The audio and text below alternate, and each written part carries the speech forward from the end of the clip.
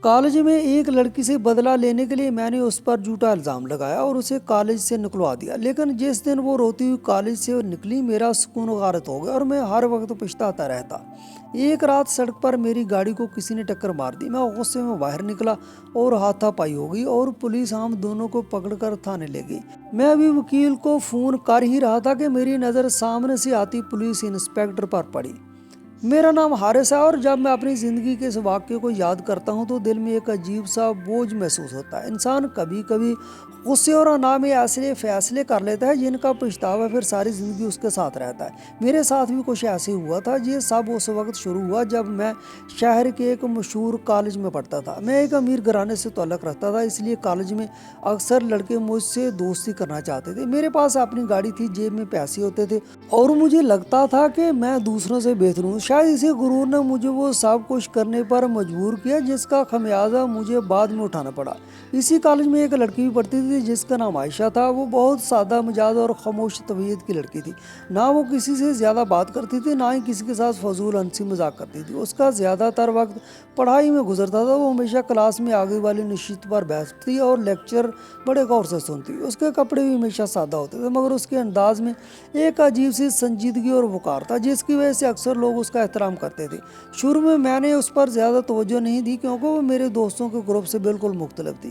ایک دن کلاس میں ایسا واقعہ ہوا جس نے میرے دل میں اس کے لیے ایک عجیب سا غصہ بھر دیا۔ ہم چند دوست کلاس میں بیٹھے آپس میں باتیں کر رہے تھے اور ہنس رہے تھے۔ لیکچر شروع ہو چکا مگر ہمیں اس کی پرواہ نہیں تھی۔ اچانک عائشہ نے مڑ کر ہماری طرف دیکھا اور سخت لہجے میں کہا کہ اگر پڑھنا نہیں تو باہر جا کر باتیں کریں کیونکہ کلاس کا ماحول خراب ہو رہا ہے۔ اس کے یہ الفاظ سنتے ہی پوری کلاس خاموش ہو گئی۔ میرے دوستوں نے میری طرف دیکھا اور ہلکا سا مسکرا دیا جیسے انہیں یہ منظر مزاحیہ لگا ہو، مگر میرے لیے وہ لمحہ بہت تلخ تھا۔ مجھے ایسے لگا جیسے اس نے سب کے سامنے میری بے عزتی کر دی۔ میں نے غصے سے اس کی طرف دیکھا مگر وہ دوبارہ اپنی کتاب میں مصروف ہو گئی جیسے اسے ہماری پرواہ ہی نہ ہو۔ بات چھوٹی تھی مگر میں چھوٹی چھوٹی باتوں پر بھی ریئیکٹ کرتا تھا۔ اس واقعے کے بعد میرے دل میں عجیب سا غصہ بھر گیا۔ حقیقت میں اس نے کوئی غلط بات نہیں کی تھی مگر میری انا کو چوٹ پہنچ چکی تھی۔ میں نے دل ہی دل میں فیصلہ کر لیا کہ میں کسی نہ کسی طرح اس سے ضرور بدلہ لوں گا۔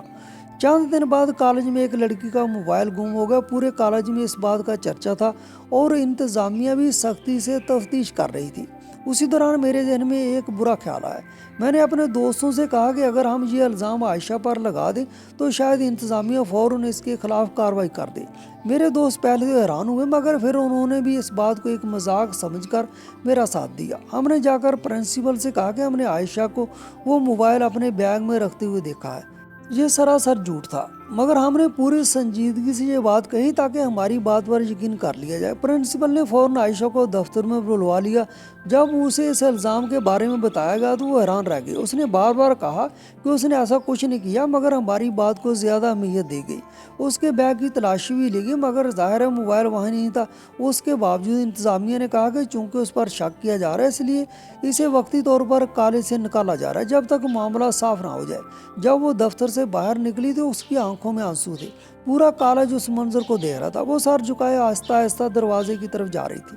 میرے دوست ہنس رہے تھے اور کہہ رہے تھے کہ بدلہ پورا ہو گیا مگر اس لمحے میرے دل میں عجیب سی بے چینی پیدا ہو گئی تھی۔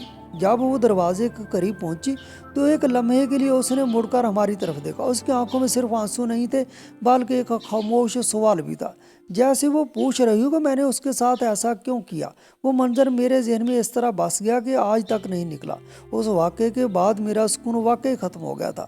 میں نے خود کو بہت سمجھانے کی کوشش کی یہ صرف ایک چھوٹا سا مذاق تھا، مگر جب بھی رات کو بستر پر لیٹتا تو عائشہ کو روتا ہوا چہرہ بار بار یاد آ جاتا۔ چند دن بعد معلوم ہوا کہ وہ کالج واپس نہیں آئی۔ اس کے والدین نے انتظامیہ سے بات بھی کی مگر کوئی فائدہ نہیں ہوا۔ آخرکار انہوں نے اس کا داخلہ کسی دوسرے شہر کے کالج میں کروا دیا۔ یہ خبر سن کر میرے دل پر جیسے بوجھ پڑ گیا۔ وقت گزرتا گیا، میں نے اپنی پڑھائی مکمل کر لی، پھر میں نے اپنے والد کے کاروبار میں ہاتھ بٹانا شروع کر دیا۔ بظاہر زندگی معمول پر آ گئی تھی مگر سوچتا تھا اگر دوبارہ عائشہ سے ملاقات ہو جائے تو اس سے معافی مانگ لوں گا، مگر زندگی میں कुछ मुलाकातें शायद कभी नहीं होती। इसी तरह कई साल गुजर गए। एक रात मैं अपने दोस्तों के साथ इस तकरीब के वापस आ रहा था। रात काफ़ी हो चुकी थी और सड़क तकरीबन सुनसान थी।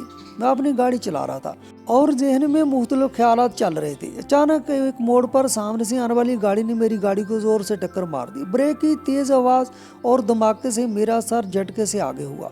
मैं फौरन गुस्से में गाड़ी से बाहर निकला। सामने वाली गाड़ी से भी एक आदमी बाहर आया और हम दोनों एक दूसरे पर बरस पड़े। मैंने गुस्से में कहा, गाड़ी चलाना नहीं आता तो सड़क पर क्यों निकलते हो? उसने भी सख्त लहजे में जवाब दिया और बात तेजी से बढ़ने लगी। चंद लम्हों में हाथापाई शुरू हो गई। इतने में किसी ने पुलिस को फ़ोन कर दिया और कुछ देर बाद पुलिस की गाड़ी आ गई। पुलिस वालों ने हमें दोनों को लॉक किया और सीधा थाना ले गए। मुझे यकीन था कि ये कोई बड़ा मसला नहीं बनेगा क्योंकि मेरे जानने वाले वकील मौजूद थे। थाने में बैठकर मैंने मोबाइल निकाला और वकील को फ़ोन करने लगा। उसी लम्हे दरवाज़ा खुला और एक पुलिस इंस्पेक्टर अंदर दाखिल हुई।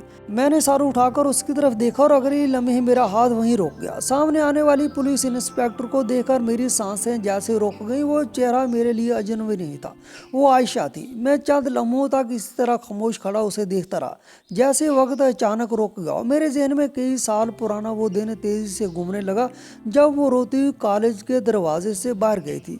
अब मेरे सामने पुलिस की वर्दी में खड़ी थी। उसके चेहरे पर वही संजीदगी थी मगर अब उसमें एतमाद भी शामिल हो चुका था।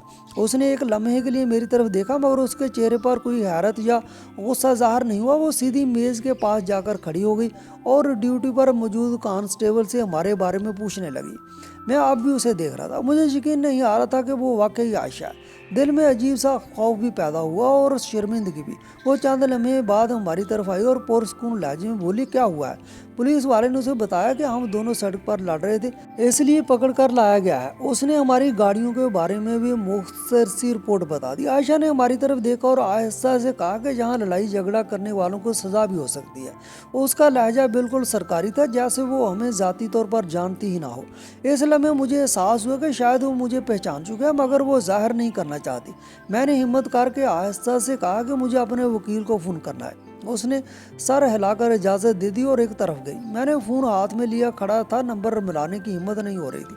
मेरे जहन में बस यही ख्याल था कि जिस लड़की के साथ मैंने जुल्म किया था आज वही मेरे सामने एक मजबूत और बाख्तियार मुकाम पर खड़ी है। चंद लम्हों बाद उसने फिर हमारी तरफ देखा और कहा कि पहले ये बताओ कि लड़ाई क्यों हुई थी? सामने वाला आदमी फौरन बोल पड़ा कि गलती मेरी नहीं थी। मैं खामोश रहा क्योंकि मुझे महसूस हो रहा था ये मामला अब हादसे का नहीं रहा। आयशा ने दोनों की बातें सुनी, फिर कांस्टेबल को हिदायत दी कि दोनों की गाड़ियों की रिपोर्ट लिख ली जाए। उसके बाद वो चंद लम्हों के लिए खामोश रही, फिर मेरी तरफ गौर से देखने लगी। उसकी नज़र से मुझे अंदाज़ा हो गया कि वो मुझे पहचान चुकी है। उसने आहिस्ता से कहा कि आपका नाम क्या है? मैंने बेमुश्किल कहा, मेरा नाम हारिस है। मेरा नाम सुनते ही उसकी आंखों में एक लम्हे के लिए हल्की सी तब्दीली आई मगर वो फौरन दोबारा संजीदा हो गई। उसने कहा, आप दोनों यहाँ बैठ जाएं, अभी मामला देखते हैं। मैं कुर्सी पर बैठ गया मगर मेरा दिल बहुत तेज़ी से धड़क रहा था। मुझे ऐसे लग रहा था जैसे मैं किसी अदालत में बैठा हूँ और मेरे सामने मेरा माजी खड़ा है। कुछ देर बाद आयशा दोबारा हमारी तरफ आई और उस आदमी से कहने लगी कि अगर आप दोनों चाहें तो आपस में समझौता हो सकता है क्योंकि हादसा ज़्यादा बड़ा नहीं है। वो आदमी फ़ौरन मान गया। मैं भी जानता था कि ये बेहतर है, इसलिए मैंने भी हाँ कर दी। कागजी कार्रवाई मुकम्मल होने में कुछ वक्त लगा। उस दौरान मैं बार बार आयशा की तरफ देखता रहा मगर वो अपने काम में मसरूफ़ थी। आखिरकार उस आदमी को जाने की इजाज़त दे दी गई और वो चला गया। अब थाने के इस कमरे में सिर्फ मैं और आयशा रह गए। चंद लम्हों तक अजीब सी खामोशी रही, फिर उसने आहिस्ता से कहा, आप जा सकते हैं। मैं उठा और दरवाजे तक जाकर रुक गया। मुझे लगा अगर आज मैंने बात न की तो शायद सारी ज़िंदगी पछताता रहूँगा। मैं वापस मुड़ा और उसके सामने आकर खड़ा हो गया। मैंने आहिस्ता से कहा, आयशा मुझे मालूम है कि आपने मुझे पहचान लिया। वो चंद लम्हे खामोश रही, फिर उसने पुरसकून अंदाज में कहा कि हाँ मैंने पहचान लिया। उसके अल्फाज सुनकर मेरे दिल की धड़कन और तेज़ हो गई। मैंने नज़रें झुकाकर कहा, मैं आपसे माफ़ी मांगना चाहता हूँ। ये कहते हुए मेरे जहन में वो सब मंजर ताज़ा हो गए। मैंने धीरे धीरे उसे सारी बात बताई कि कैसे मैंने सिर्फ अपनी अनाक की वजह से उस पर झूठा इल्ज़ाम लगाया था और बाद में मुझे हमेशा इस बात का पछतावा रहा। عائشہ خاموشی سے میری بات سنتی رہی، اس کے چہرے پر نہ غصہ تھا نہ طنز تھا۔ جب میں نے اپنی بات ختم کی تو اس نے گہری سانس لی اور آہستہ سے کہا، آپ کو معلوم ہے اس دن میرے ساتھ کیا ہوا؟ میں نے خاموشی سے سر ہلا دیا۔ نہیں، اس نے کہا کہ اس الزام کے بعد میرے والدین بہت پریشان ہو گئے تھے۔ ہمارے خاندان میں عزت کو بہت اہمیت دی جاتی ہے۔ جب لوگوں کو یہ خبر ملی تو کئی رشتہ داروں نے ہم سے بات کرنا بھی چھوڑ دی۔ مجھے دوسرے شہر کے کالج میں داخلہ لینا پڑا۔ وہ وقت میرے لیے بہت مشکل تھا۔ اس کی باتیں سن کر میرا سر مزید جھک گیا۔ اس نے بات جاری رکھتے ہوئے کہا کہ مگر اس واقعے نے مجھے مضبوط بھی بنا دیا۔ میں نے فیصلہ کیا کہ میں اپنی زندگی میں اتنی محنت کروں گی کہ ایک دن لوگ مجھے عزت سے یاد کریں گے۔ اسی لیے میں نے پڑھائی پر پوری توجہ دی اور بعد میں پولیس سروس کا امتحان پاس کر لیا۔ میں حیرت سے اسے دیکھتا رہا۔ وہ لڑکی جسے میں نے اپنی انا کی خاطر تکلیف دی تھی، آج اپنے عزم اور محنت سے اس مقام تک پہنچ چکی تھی۔ میں نے دھیرے سے کہا، مجھے واقعی بہت شرمندگی ہے۔ عائشہ نے میری طرف دیکھا اور نرم لہجے میں کہا کہ ہر زندگی میں ہر انسان سے غلطیاں ہوتی ہیں، اصل بات یہ ہے کہ انسان ان سے کیا سیکھتا ہے۔ میں نے اس واقعے کو اپنی کمزوری نہیں بننے دیا بلکہ اسے اپنی طاقت بنا لیا۔ اس کے الفاظ سن کر میرے دل میں عجیب سا سکون محسوس ہوا، مگر ساتھ ہی شرمندگی بھی باقی تھی۔ میں نے کہا، اگر آپ مجھے معاف کر دیں تو شاید میرا دل ہلکا ہو جائے۔ وہ چند لمحے خاموش رہی، پھر آہستہ سے مسکرا دی۔ اس نے کہا کہ میں نے آپ کو بہت پہلے معاف کر دیا تھا، اگر میں ایسا نہ کرتی تو شاید آج یہاں تک نہ پہنچ پاتی۔ اس کے یہ الفاظ سن کر میری آنکھوں میں نمی آ گئی۔ میں نے پہلی بار محسوس کیا کہ معافی دینے والا انسان کتنا بڑا ہوتا ہے۔ کچھ دیر بعد میں نے اسے اجازت دی اور تھانے سے باہر آ گیا۔ رات کی ٹھنڈی ہوا میرے چہرے سے ٹکرا رہی تھی، مگر میرے دل کا بوجھ پہلے سے بہت ہلکا ہو چکا تھا۔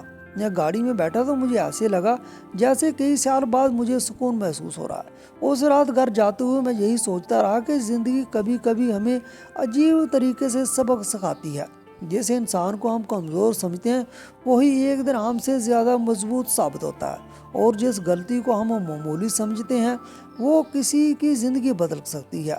عائشہ نے اپنی محنت اور حوصلے سے اپنی تقدیر بدل لی تھی۔